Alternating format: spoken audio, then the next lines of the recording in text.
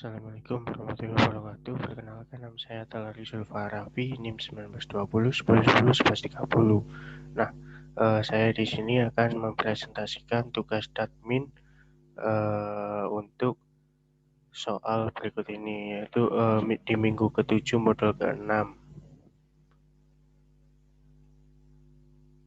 Nah, baik, saya share screen dulu. Kita masuk ke soal dulu. Yang pertama adalah normalisasikan data set iris menggunakan normalisasi min-max.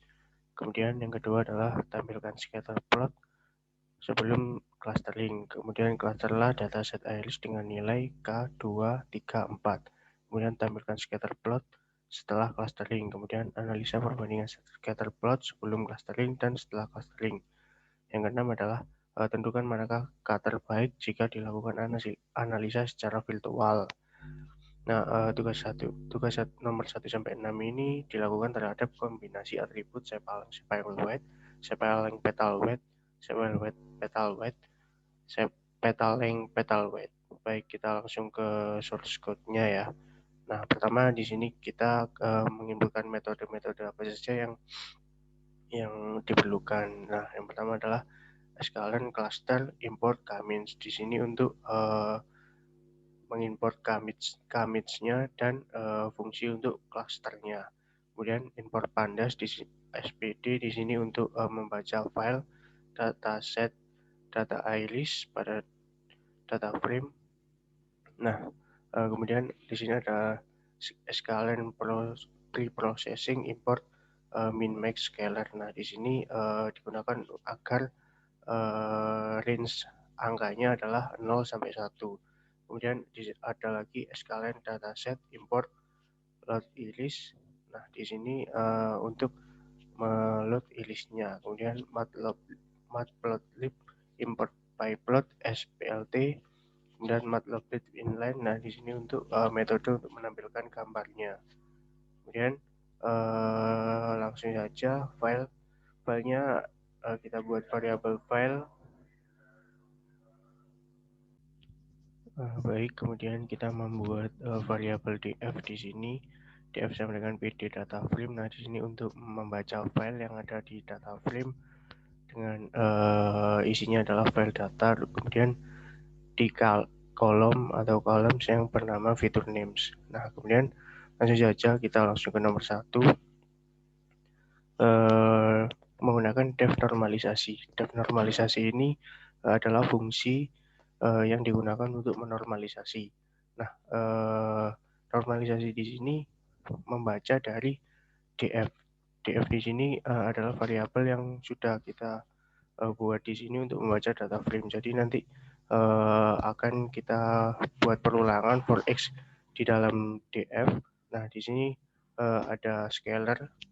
Scalar di sini digunakan untuk min-max scalar ya, sama dengan min-max scalar. Nah, min-max scalar ini digunakan untuk range-nya tadi, range-nya agar nilai range-nya 0 sampai 1. Kemudian fungsi scalar fit df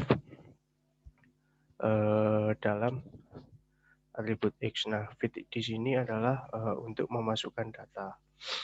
Kemudian dfx di sini variabel dfx, kemudian scalar transform. Nah, digunakan untuk mentransform data ke df dalam kurung siku 2x. Kemudian langsung saja ke def plot scatter. Nah, di sini fungsi plot scatternya ya, kita mengambil dari x dan y. X dan y di sini adalah sumbu pada tabel atau pada kolom-kolomnya.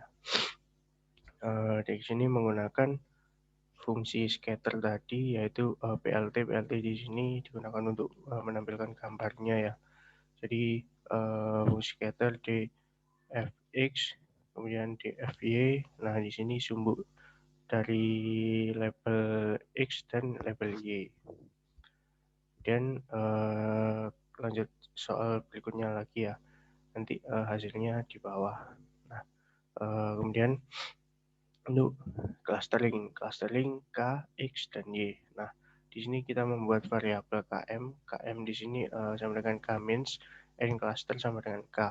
Kemudian Y predict, KM fit predict, DF XY. Nah, di sini kita menggunakan variabel Y predicted untuk memprediksi data apa saja yang dimasukkan ke dalam DF X, Y. Nah, kemudian nanti kita akan print seperti ini, cluster prediksinya adalah dan di variabel Y predict ini nanti akan muncul hasilnya, yaitu per N.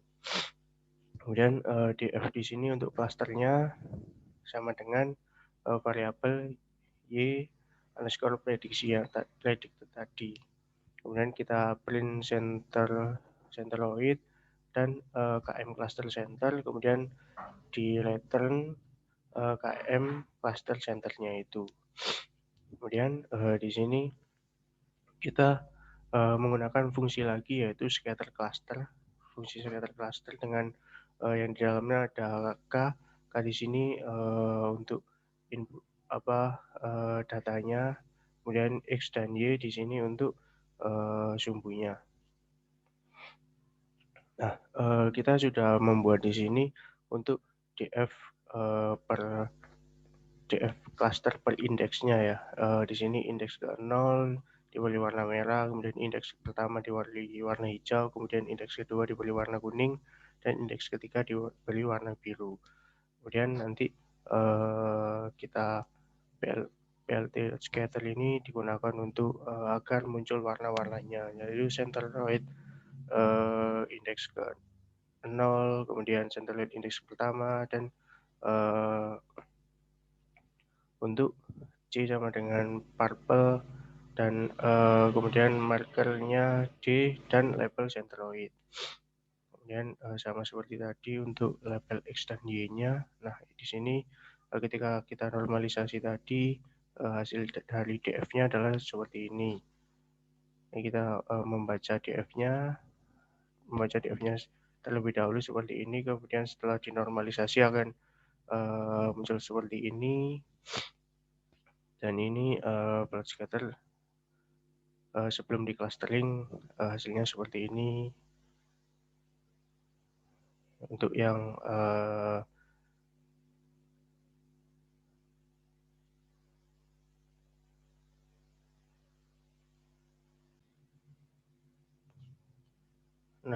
setelah di clustering ini untuk yang K2 hasilnya seperti ini. Kemudian di sini ada K3 hasilnya seperti ini, K4, dan untuk kan tadi ada sepal petal weight, kemudian di sini sepal weight, di sini sepal weight untuk cluster 3, di sini sepal weight untuk cluster 2, dan seterusnya di sini untuk sepal petal weight untuk cluster 2, di sini sepal petal weight untuk cluster 3, di sini sepal weight untuk cluster 4.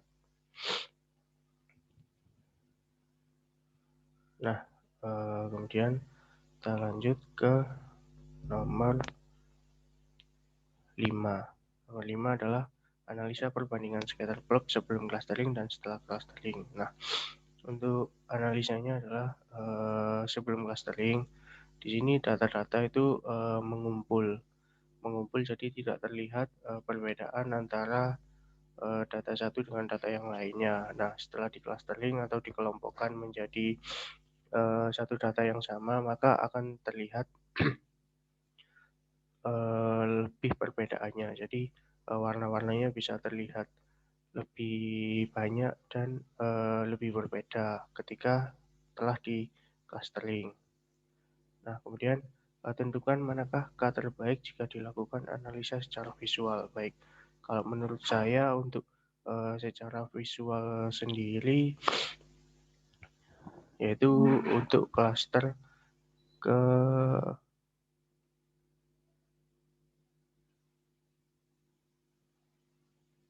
keempat. Kenapa kok cluster keempat? Karena di sini perbedaan antar cluster itu sangat terlihat beda, dan untuk warna-warnanya juga tidak mengumpul menjadi satu, sehingga lebih mudah untuk dibedakan. Itu untuk cluster K4. Baik, sekian presentasi dari saya, kurang lebihnya mohon maaf. Terima kasih. Wassalamualaikum warahmatullahi wabarakatuh.